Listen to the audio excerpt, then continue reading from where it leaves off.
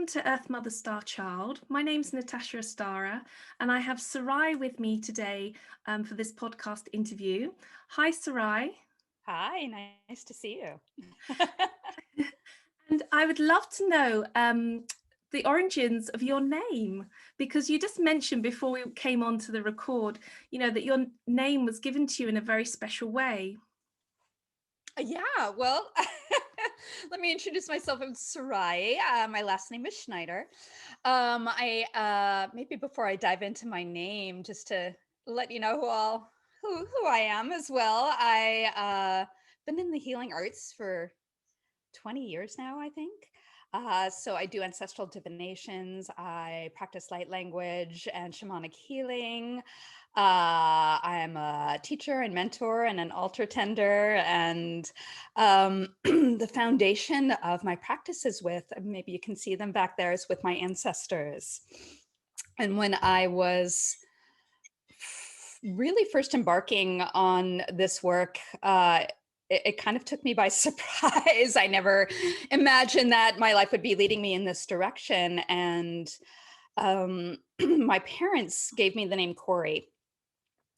And I was sitting with a group of women in a sort of a shamanic women's circle. And the first night, the facilitator had us sharing about our names.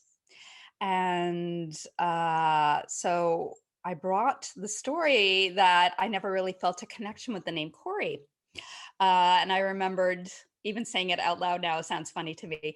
But I remember being like 10, 11 years old and having sort of like an existential conversation with myself. Like, what is this name? I don't understand it. Why? I mean, I could have been named Jennifer. I shouldn't be complaining, but no offense to all the Jennifers. But, it was just, in retrospect, realizing I was looking for more than meaning in the name. It was looking for myself in it.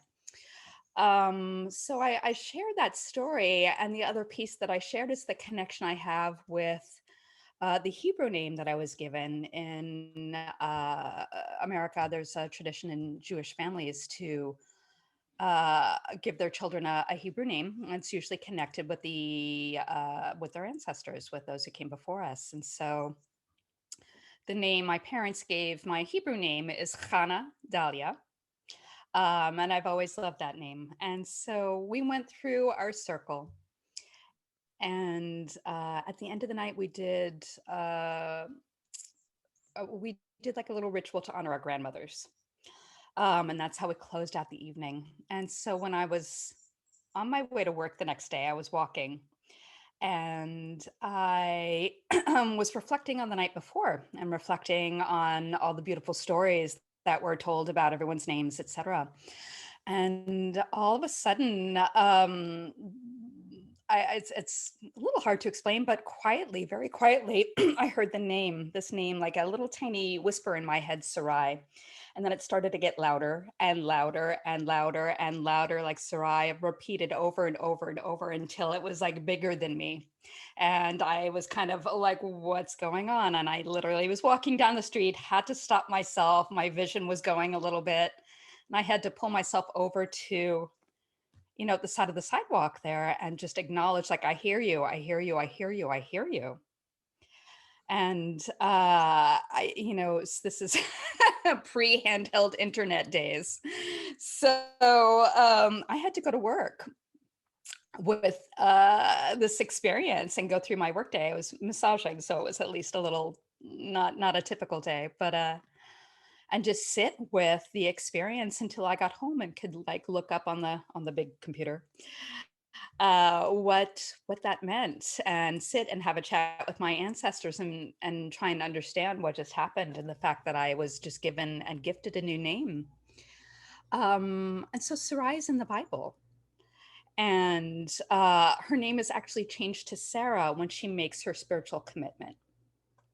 And so I felt that this was my ancestors gifting me this name Sarai, because letting me know, as surprising as it was coming from Jewish background, that I was on the right path, that this is the commitment that they see for me, that I see for myself, probably before I even knew it, or was completely ready to make it even. And I jokingly also like to think that they gave me Sarai instead of Sarah, because if they had said Sarah, I would have been like, yeah, thanks, I think I'll keep Corey. But but I love this name, Sarai. It feels like one of the most beautiful gifts I've ever received through this process, through this, I guess, process of becoming, of who I came here to be. Yeah, So that's so beautiful. Such a beautiful story. And I mean, I love the name as well. I love the name Sarai. It's got a very beautiful sound to it, and a nice tone that sort of ends in this kind of higher note than it begins. I really enjoy hearing it. And I don't know if you knew about me that I actually chose my name Astara. It wasn't my birth name. It was a name that I made when I kind of came from myself. I didn't know quite where it came from, but I felt it was like being birthed through me, and I would need to change my name to Natasha Astara, get rid of my birth name. And that felt very completing for me. So I love people's stories around names, and you know, everyone I've met who's had the bravery to change their name at some point in their life has never regretted it. No, not at all. It's always been like you know, like a welcoming of a larger part of them into their being somehow. I agree. And I have to admit, like, I grew up in New York City in the East Coast, and I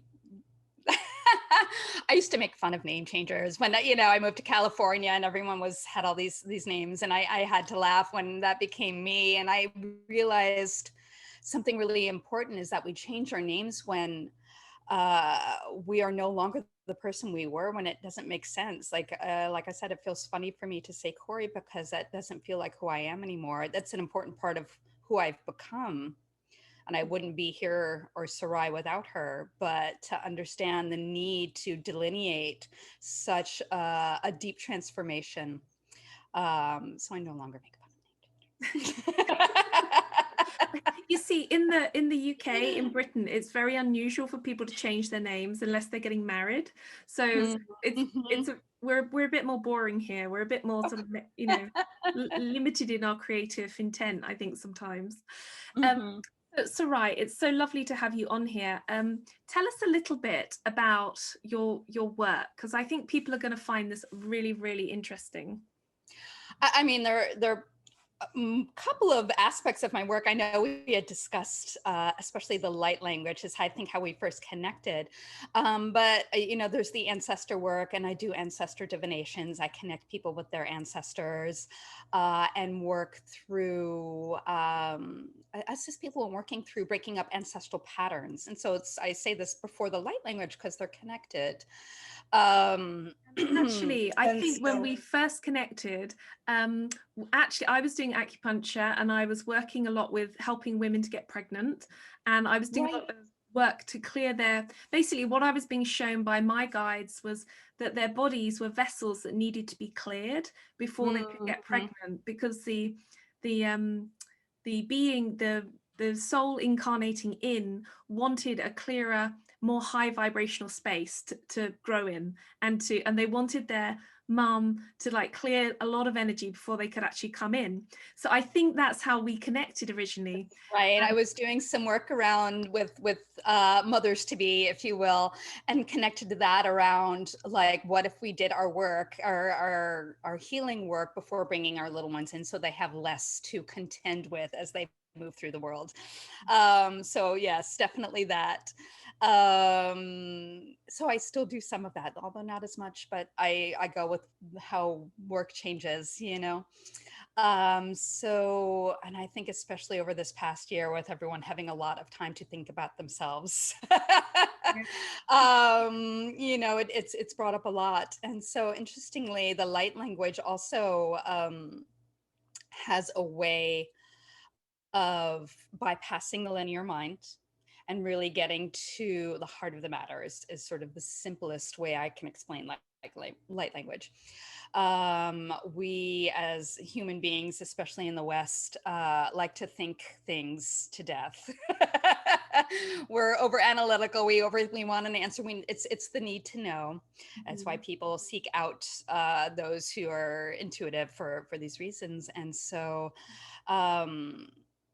it's been a fascinating journey with the light language to have it come through and learn. I think there are many people out there doing light language, and there's the basic understanding and maybe definition of it. But I think then there is also how it flows through the gifts of each individual person. Yeah, sure. Yeah, and so maybe I should tell the story a little bit of how this came to be. Please do. Yeah, it's a little it's a little wild. And it surprised me. So I want to say 2018, 17, 18. I journeyed to Peru to do some medicine work. And let's see, I'm very sensitive. I'm sensitive when it comes to doing plant medicine, and so there was conversations with the people facilitating around working up in increments, and so on this third night of ceremonies, we decided it was time to dive in, and so and so we did, and so I did, and so this session became really hard. To the point where it felt like chaos. And I asked for help. And so I should back up for a second. As part of this medicine ceremony, we were working with a support plant. And so the qualities of this plant, Noya Rao, it's not psychoactive, it supports the ayahuasca, was that it really liked sound and singing. So we were encouraged throughout our ceremonies to share our voices and to sing, which was a huge gift to begin with. And so when I hit this challenging moment and I'm asking for help, and I have everybody around me like trying to help me move through this really, really hard space, there was as much support as they could give me. And then they needed to assist somebody else in the circle who was also needing assistance. And the last thing that I heard from one of the support people was, remember to sing. And then they all walked away and I sat there, and honestly, I was like, well, fuck you. I don't want to sing. I want you to make it stop. Which is not an option when you're going through this. No. An option. I was like digging in and I was mad and I was just like, but here I am in this space until finally I realized that, like, okay, this isn't stopping anytime soon and I need to find my way through it. And I opened my mouth and I began to sing. And so what was interesting is that I didn't stop singing until the end of the ceremony. And it took me on a journey. And so as I was going through this process, what was interesting was I was being shown a lot about the English language. So I was literally watching it disintegrate before my eyes. I was sitting there and watching letters fly off into the distance. I'm watching the letter E go away, going, no, come back, I need you. What am I going to do without language? And so it became this real exploration of singing in languages known and unknown, because I had no language anymore. And so it was really surrendering to who are we, what are we if we don't have our language? And as I began to process this experience afterwards, and it really went through a deep kind of multiple layers. I could go into the whole rest of the ceremony, but focusing on the language, there was a really clear message around how programmed our language is and how programmed we are by language. Yeah. And so many, words we could think about that, depending on how we were raised, could impact, the word love is so full of nuance. Using that word, it can mean something beautiful to one person and deep pain to another. And so if we strip away language, how do we communicate? What are we left with? We're left with sound, color, art, the depth of our imagination. And so I came back from Peru and this language wouldn't stop. I was like, oh, maybe this is an experience that is just going to move through me and gave me the lesson that I needed to learn. Only it was just like I was kind of spontaneously like erupting at random times during the day just with this language. And you start to question reality a little bit. And I remember coming across a thread that somebody was sharing and used this term. And I was like, what is this? And they're like, oh, there's a whole world of this on Instagram and other places. Just look up light language. And I didn't have a name for it at that time. And then I was like, oh, there are other people who are doing this. Thank you. I'm not crazy, even though I knew I wasn't. So yeah, that's kind of the story of it. And really just me, I couldn't say no to it. It was not allowing me to say no. I was just having to allow it to transform not only me, but all of my work. It really infiltrated everything I did as far as the healing work that I was already trained in. It started to take over. So I just was working with my clients that I knew really well and asking their permission to work with it in this way. Can I introduce this? Can I try this with you? Can we see what happens if I do this, this, and this? And so here we are. I think that's so beautiful. I love the fact that you didn't just leave it as this experience that you had in Peru, and you actually brought it into your life, and brought it into your practice, and that people, your clients, hopefully were open to it for you to explore it with them. Can you tell me can you share any experiences you've had? Obviously, confidentiality you have to keep of some Right. some experiences in your treatments or in your work. Yeah, let me think for a second. There are many, yeah, and yes, confidentiality, but it's really so kind of what I was speaking before a little bit around how it's able to get in there. And most people kind of share experiencing big shifts. Just it has the capability of moving energy really, really well, but also just kind of getting into really deep layers of things, and almost a reorganization. Like I can see sort of light codes coming in and helping, like, let's remove this program and replace it with something a little more positive or a little more supportive. Maybe I don't like to try to speak too much in positive and negative. But I've just received actually a beautiful testimonial that I haven't shared yet, from a client of mine I've been working with for years. And more recently, we've been doing monthly sessions and mentoring, and she just was able to share how she can feel it doing the work in her system and her energy, how it's able to shift things, how she's seen those shifts in her life. How it's created some room for joy and love, how it is helped to shift ongoing stuck patterns. So it really has a way of disrupting old patterns, old energies, or stagnant energy, maybe is a good way of expressing it. What else? I've just trying to think of who. Yeah, I have another mentee that I've been working with, and similarly, they've reported or shared how, again, over the time that we've been working, and it's just sort of a visible thing, how they are more open to connecting with themselves, to opening to spirit in different ways, and really learning to trust that connection. So it really, I feel like it's just scratching the surface of what it's capable of. Yeah. In many ways, it's really, I'm kind of amazed often of doors that it's been able to open people in surprising ways. So I do a lot of it is through clearing energy, clearing entities, clearing energy, clearing thought patterns. So the many various ways in which that works. Yeah, and that's, and I really saw a resurgence on the internet anyway, of people doing light language around 2018, 2019.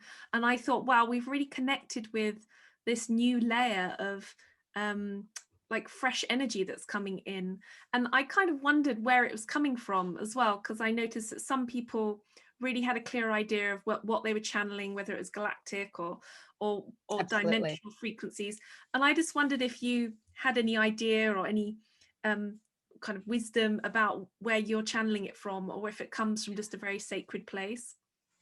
I think it's numerous places, and yeah, it's been fascinating to watch where people specifically get their stream from. I guess it's definitely a very universal language is another way of saying it, like light language or universal language. So multiple dimensions, star systems, etc.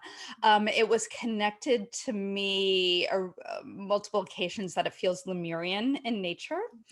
But I also feel like it's my ancestors. I feel like it's become like this universal language for whoever needs to communicate through me to communicate through me.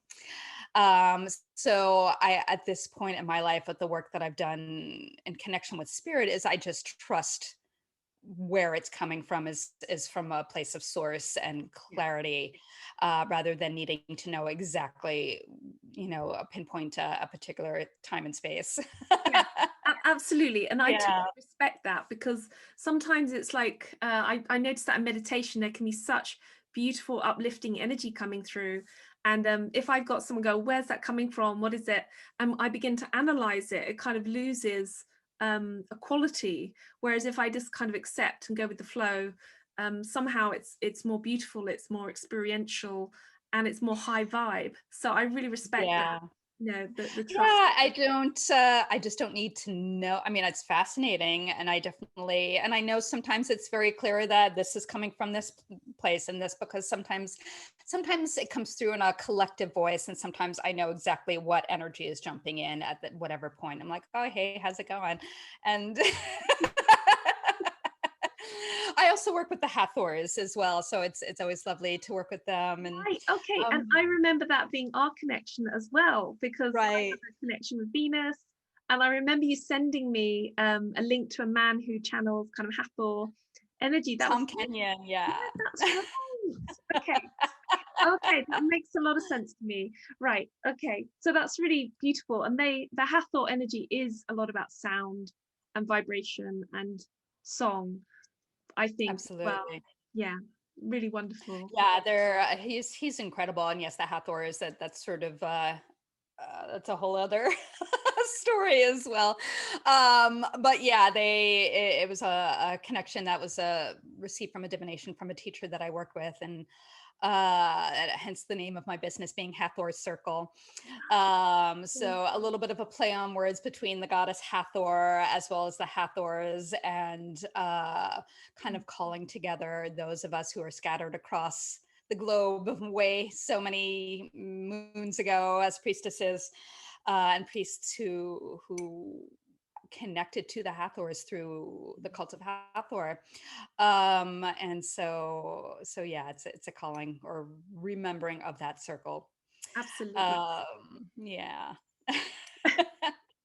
So, Sarai, I didn't know if you'd want to, you feel drawn to do an example of light language for us, or whether you want to leave that to the end of the interview. It's kind of up to you how you feel comfortable. Um, but, just let me know.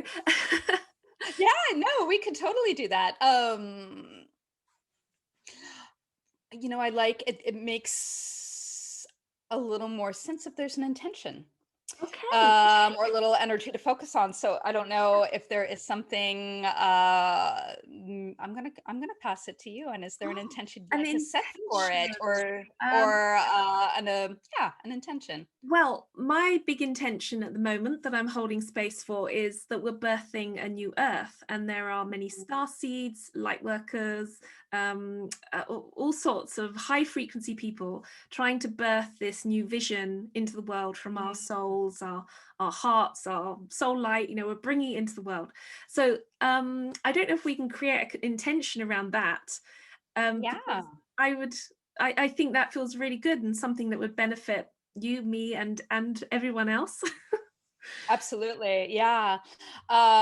So I might just let that come through because it's already kind of bubbling to the surface a little bit.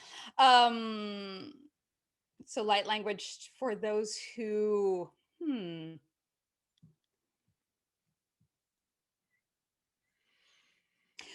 yeah, for those who are, I feel as the word alignment is coming up. So to bring into alignment or clear anything out of the way that are keeping folks from being in full alignment with what they're trying to bring through the world Yeah. or into the world, through the world. So just taking a few deep breaths to just ground for a second before, and allowing that breath to just drop real deep into our bellies.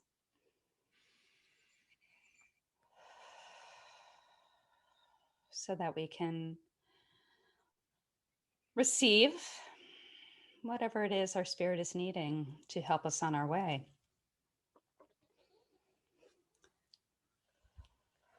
And before I do that, just gently calling in a little protection, as I always do before embarking on these sessions, welcoming in our collective well and healed ancestors to hold this space safely and gently and with open hearts. Tiele saturatialan kiele posoniala, porosatiaskiala, porotonokan, tiele kerazo sotopakaya le keratiniestialato. Soniala porototostin kiala karatonokaya satikera, la porotialan kiala porototostielen kiala porotonokan.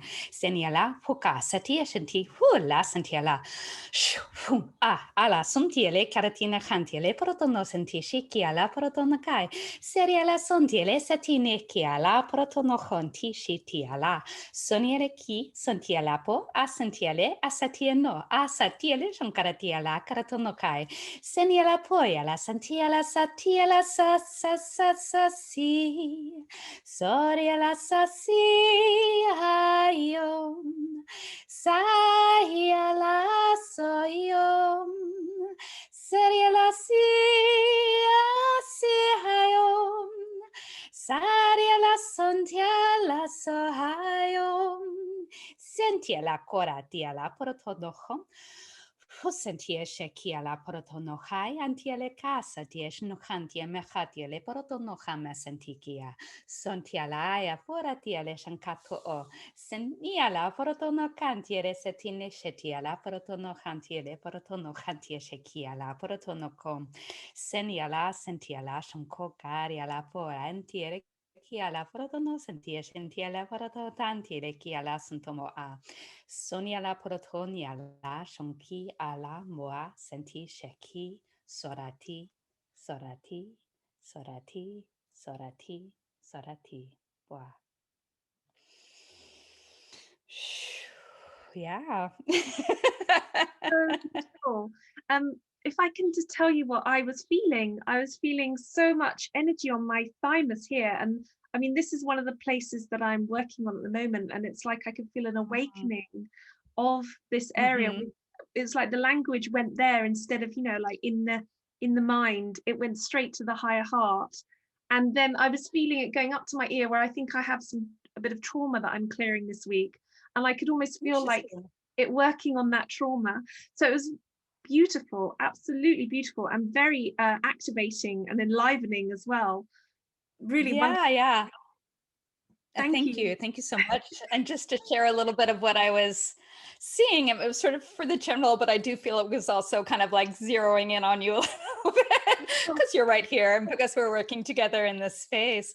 So yeah, there was actually some heart opening and heart related,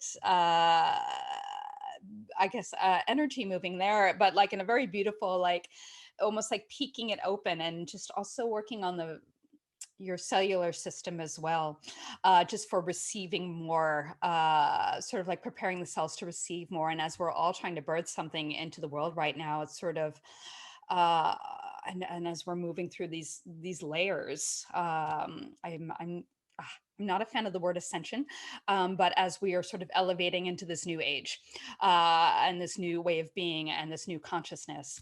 And so it can feel a little overwhelming, all of these energies coming in. So kind of working on the cellular system allows us to receive without it kind of upsetting our systems quite as much or feeling so disruptive, if that makes sense. Yes. And then so the bravery also comes in just continuing to stay in an open-hearted space while trying to navigate all of this, all of everything, all of life, all of our sacred and mundane things that need to be worked through as humans on the planet right now. Right. Well, Yeah. it was absolutely magical, and I'd love if there are any listeners, send me an email. I'd love to hear your feedback and what you received when you listened to this recording, because it was really very beautiful for me, and seemed to be matching. I'm doing my own birthing process. It seemed to be matching all the areas in my body that I'm sort of awakening to as well. Beautiful. So, Sarai, what do you feel like the light language is helping us to learn and connect with in humanity at the moment? That's a really good question. Um, I had someone I was working with say she felt this was sort of like the new medicine for our time.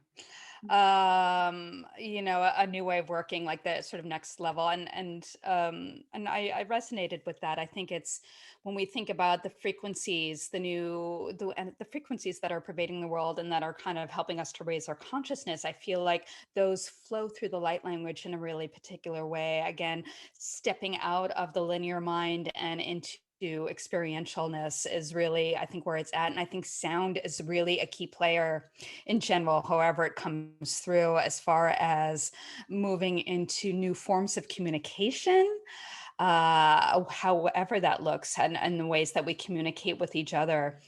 I remember something coming through a session around um, if we, if we're in a challenging situation with somebody and we're trying to work through communication to kind of release so much around the words that are being spoken and really feel into what's behind it, really listening to the emotion, not the words so much, but the emotion being conveyed through the words. Does that make sense? Or the energy or frequencies being conveyed.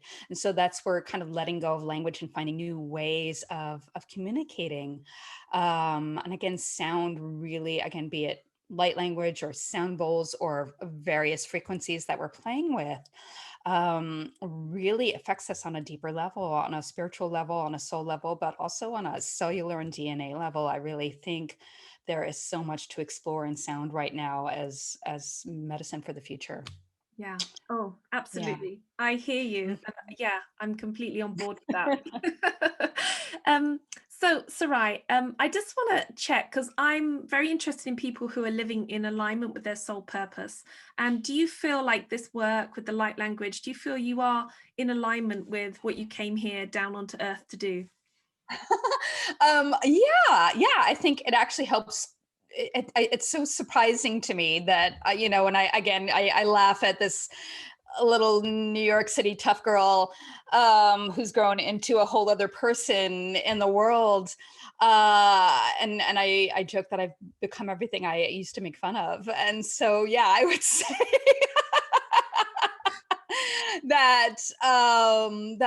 it is in alignment. I think the light language actually brings me into alignment when I'm feeling out of alignment. Like it brings me home, it dials me back in. And so I think that's a purpose that's always constantly evolving. But yes, I do believe I am doing the work, and then there's more yet to do that I haven't even discovered. But it is absolutely in alignment with who I came here to be. And it took me a long time to figure that out, not just with the light language, but a whole, the journey of Corey to Sarai was a long one to make. So I'm grateful for the challenges that I was presented that pushed me into the direction I needed to go into to find this, to find my purpose. Absolutely. And I love to assist others in finding their divine purpose as well. So all of the work that I do kind of comes together to assist others in finding that for themselves or encouraging them along the path they're already on. Yeah. Gosh, I love that. It's beautiful, beautiful work and a beautiful soul destiny as well. Hmm. So Sarai, how can my listeners find you? How can we find you if we want to do a session with you, or we want to hear more of your voice and more of your light language? Where would we look for you? Well, my website is hathorscircle.com. Hopefully we can put that somewhere in the I will. I'll put it. somewhere, but I'm also on Instagram as well. And I've been a little quiet on there lately just because, well, reasons, Instagram algorithms, things like that.